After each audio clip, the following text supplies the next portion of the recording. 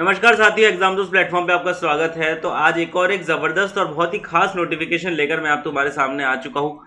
National institute of technology Durgapur, जी हाँ दोस्तों, एनआईटी दुर्गापुर के अंदर वैकेंसीज निकली है काफी सारी, जो कि बेसिकली एक ऑटोनोमस इंस्टीट्यूशन होता है और गवर्नमेंट ऑफ इंडिया के अंदर आता है, मिनिस्ट्री ऑफ एजुकेशन के तहत। तो स्टार्ट करते हैं आज के इस नोटिफिकेशन को। अच्छा, खास बात यह है कि ये नोटिफिकेशन नॉन टीचिंग पोस्ट के लिए होने वाला है, क्योंकि आप लोग जानते हैं कि जो इंस्टीट्यूशन को चलाने के लिए इंजीनियर्स की रिक्वायरमेंट तो पड़ती ही पड़ती है। तो कौन कौन सी पोस्ट है उनके बारे में यहाँ पे डिस्कस करेंगे एक एक करके। तो देखो, पहले स्टार्टिंग में ही एक principal scientific and principal technical officer की पोस्ट है। बेसिकली इसके लिए भी इंजीनियर की रिक्वायरमेंट होती है, पर इसमें एक्सपीरियंस की रिक्वायरमेंट होगी। ये तो बात हम नाम से ही देख के समझ पा रहे हैं। साइंटिफिक टेक्निकल ऑफिसर, यहाँ पर भी एक आई बिलीव एक्सपीरियंस की रिक्वायरमेंट होगी। आगे देखते हैं। नीचे आते हैं, technical assistant junior engineer, biotechnology के लिए, केमिकल इंजीनियरिंग के लिए, केमिस्ट्री के लिए, सिविल इंजीनियरिंग के लिए। तो सिविल इंजीनियरिंग की यहाँ पे पोस्ट हमको देखने को मिल रही है। कंप्यूटर साइंस इंजीनियरिंग की पोस्ट हमको देखने को मिल रही है। कंप्यूटर सेंटर की पोस्ट देखने को मिल रही है। Management studies, mathematics, electronics and communication, physics, electrical engineering, mechanical engineering. तो हर एक ब्रांच की लगभग पोस्ट हमको देखने को यहाँ पे मिल रही है। और टोटल पोस्ट है ये 25। जी हाँ दोस्तों, जूनियर इंजीनियर की पोस्ट है, 25 पोस्ट है, और ये मिल रही है हमको देखने को एनआईटी दुर्गापुर में। ठीक है, नीचे लाइब्रेरी और सुपरिटेंडेंट की पोस्ट है। उसके बाद टेक्नीशियन में भी अगर आपने डिप्लोमा किया है तब भी आप इसके फॉर्म को फिलअप कर सकते हैं। वहाँ पे भी इलेक्ट्रिकल, मैकेनिकल, सिविल, तीनों ही ब्रांचेस में आप इस फॉर्म को फिलअप कर सकते हैं। नीचे टेक्नीशियन में भी सेम है। ठीक है, technician group C and technician again. Okay, नीचे नीचे की तरफ चलते हैं और देखते हैं क्या क्या इस फॉर्म में है। अच्छा, मैं पहले ये बता रखा है तो एक बार देख लो इसको कि the link of online application shall remain active from 12th of November 2025 till 21 days from the date of publishment in the news. तो बेसिकली 12 नवंबर से लेके अगले 21 दिन तक आप इस फॉर्म को फिलअप कर सकते हैं। इसको ध्यान रखना, एनआईटी दुर्गापुर की वेबसाइट पे जाके आप इसको फॉर्म को फिलअप कर देना। अब क्या क्या एसेंशियल क्वालिफिकेशन है ये देख लेते हैं। प्रिंसिपल साइंटिफिक ऑफिसर की जो मैं बात कर रहा था उसमें जैसा कि मैंने बोला था एक्सपीरियंस रिक्वायरमेंट होगा, तो 15 साल का एक्सपीरियंस रिक्वायर्ड है। बीटेक आपने करा हुआ है तो फिर आप इसमें एलिजिबल हो जाएंगे। सुपरिटेंडेंट इंजीनियर की अगर बात करें तो वहाँ पे 5 साल का एक्सपीरियंस माना है किसी ऑटोनॉमस संस्थान में, तो उसके बारे में मैं ज़्यादा बात नहीं करूँगा। बिल्कुल ये लाइब्रेरियन की बात हम नहीं करेंगे, हम जूनियर इंजीनियर पे चलते हैं क्योंकि वही काम की बात है। ठीक है ना, नीचे की तरफ चलते हैं। हाँ जी, आ गया जूनियर इंजीनियर। ठीक है, तब जूनियर इंजीनियर में क्या माना गया है, तो सबसे पहले तो बी या बीटेक आपकी होनी चाहिए अपनी ब्रांच में। या तो वो आपका बीटेक हो सकती है इलेक्ट्रिकल में, मैकेनिकल में या सिविल में, जो भी आपका है।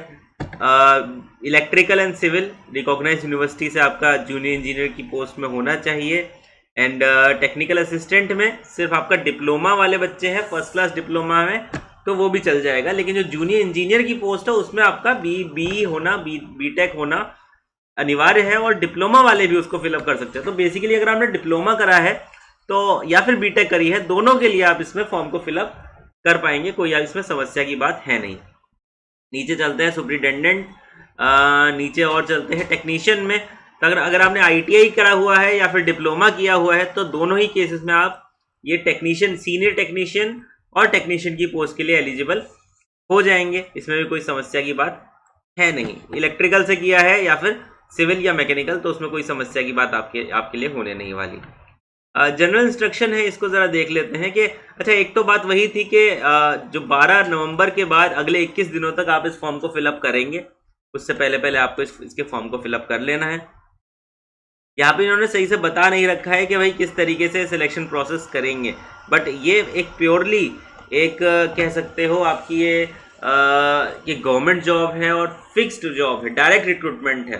ठीक है, एज एंड व्हेन जब आप फॉर्म भरेंगे उसके बाद आपको बताया जाएगा कि रिटन टेस्ट होगा या स्किल टेस्ट होगा या फिर इंटरव्यू होगा। देखो यहाँ पे साफ तौर पर बताया रखा है, interview, skill test whenever applicable shall be conducted by NIT Durgapur and detail will be uploaded on the website. ठीक है, साफ तौर पे यहाँ पे बता रखा है कि जो भी तरीका होगा रिक्रूटमेंट लेने का वो वेबसाइट के ऊपर अपडेट कर दिया जाएगा। तो एनआईटी दुर्गापुर जैसे संस्थान में गवर्नमेंट जॉब पाने का, एक फिक्स्ड जॉब पाने का बड़ा ही आसान तरीका ये हो सकता है आप लोगों के लिए, क्योंकि मेजोरिटी ऑफ द लोगों को पता नहीं होता है कि यार इस टाइप की वैकेंसीज निकलती है।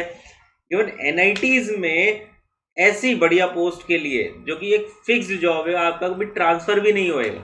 सबसे बड़ी बात तो ये है, फिक्स आपकी जॉब रहेगी, पे स्केल आपका बढ़ता रहेगा सेंट्रल गवर्नमेंट के हिसाब से, कभी ट्रांसफर भी नहीं होगा। बिकॉज सेंट्रल गवर्नमेंट में सबसे बड़ी प्रॉब्लम ये रहती है कि ट्रांसफरेबल जॉब्स होती है, आपको इधर उधर आपको ट्रांसफर कर दिया जाता है, आप परेशान होते हैं। तो this is a very big issue, ठीक है, होता ही होता है ये। तो I believe this is a very good opportunity for majority of the student. Even आपने डिप्लोमा भी किया है तब भी आपके लिए काफ़ी अच्छी अपॉर्चुनिटी है। और जूनियर इंजीनियर का पे स्केल लेवल 6 है, जो एसएससी जेई का पे स्केल है वही इनका पे स्केल है। तो इसमें ट्रांसफर भी नहीं होगा, तो बहुत ही बढ़िया है उसके कंपैरिजन में, तो बड़ा शानदार। तो आई बिलीव आप सभी लोग इस पूरे नोटिफिकेशन को फॉलो करें हैं।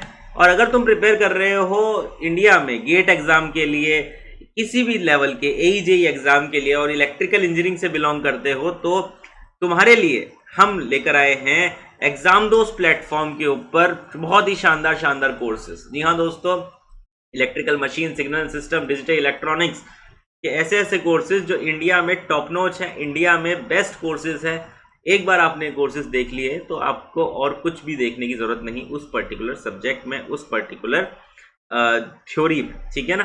तो गेट के एग्जाम के लिए अगर आप प्रिपेयर कर रहे हैं, ईएससी एग्जाम के लिए प्रिपेयर कर रहे हैं, इंडिया में किसी भी लेवल के एई जेई लेवल के एग्जाम के लिए प्रिपेयर कर रहे हैं, तो एक बार एग्जाम दो उस प्लेटफॉर्म पे आके हमारे कोर्सेज को ज़रूर देखना, हमारे डेमो वीडियोस को ज़रूर देखना, और फिर हमारा कोर्स लेना, और ज़बरदस्त तरीके से आप अपनी पढ़ाई को आगे बढ़ा सकते हो। इसी तरीके की वीडियोस के लिए जुड़ रहे हमारे यूट्यूब चैनल के साथ। मैं मिलता हूँ आपसे अगले वीडियो में। Thank you so much, bye bye.